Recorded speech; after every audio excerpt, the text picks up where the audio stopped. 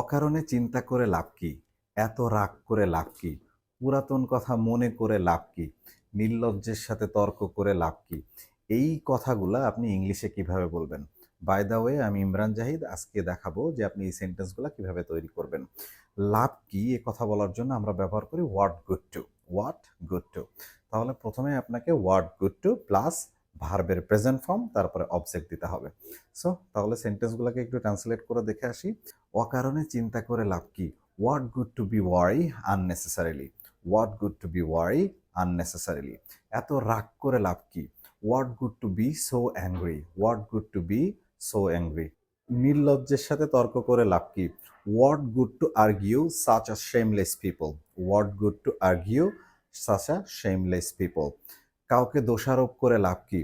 What good to blame others. What good to blame others.